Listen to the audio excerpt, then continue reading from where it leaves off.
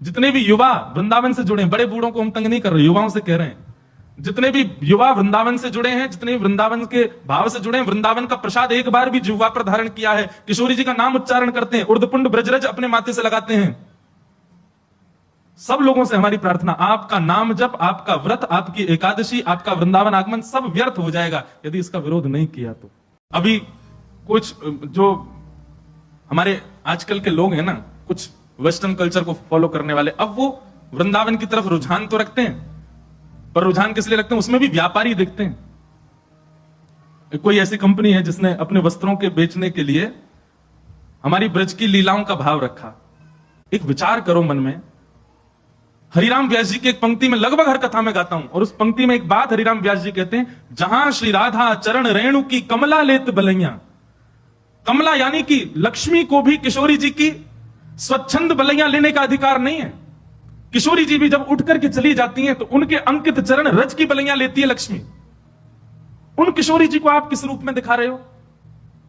और ये फिल्म वाले लोग ये पहली बार नहीं, हमेशा ही करते हैं, राधा रानी के नाम पर कुछ भी बोलते हैं, ठाकुर जी के नाम पर कुछ भी कहते हैं। पाप नहीं, ये महापाप की श्रेणी में आता है। असंख्य गौ हत्या का पाप लगेगा इन सब कार्यों को करने से, असंख्य ब्रह्म हत्या का पाप लगेगा ठाकुर जी की लीलाओं को छेड़ने से। हमारे वृंदावन में कितने कितने कितने भाव से किशोरी जी की सेवा। बिहारी जी विराज रहे हैं, किशोरी जी कहां है? गादी जी के रूप में ऊपर से घूंघट करके विराज रही हैं। राधा वल्लभ जी में चूड़ामणि के रूप में विराजमान है, घूंघट करके विराज रही हैं। श्री राधा रमण जी में नाम रूप से विराजमान है, चूड़ामणि घूंघट करके विराज रही हैं। जहां किशोरी जी के दर्शन का अधिकार मुझको और आप सबको नहीं है, वहां किशोरी जी को किसी को भी किसी प्रकार के वस्त्र धारण करा करके आप स्वरूप प्रकट कर दो, ये अच्छा तो नहीं। और केवल वैसे तो कभी लीला सुनी नहीं, वैसे तो कभी कथा सुनी नहीं, वैसे तो वृंदावन भी नहीं आए हैं कभी, किशोरी को जाना नहीं, सखियों को जाना नहीं। उनसे पूछ लिया जाए कि अष्ट सखियों के नाम ही बता दो, नहीं जानते। अष्ट सखाओं के नाम ही बता, केवल अपने व्यापार को बढ़ाने के लिए किशोरी जी और ठाकुर जी के भावों को ले रहे हैं। किशोरी जी और ठाकुर जी तो बड़े दयालु हैं, बड़े कृपालु हैं, कुछ नहीं कहेंगे, पर ये जो अष्ट सखियां हैं ना, और ये इनके चरणों के सदा दास बने हुए जो नक्षत्र आदि हैं, किसी दिन ये कुंपित हो गए, ऐसे मुंह के बल घेरेंगे कि उठ नहीं पाएगा कोई।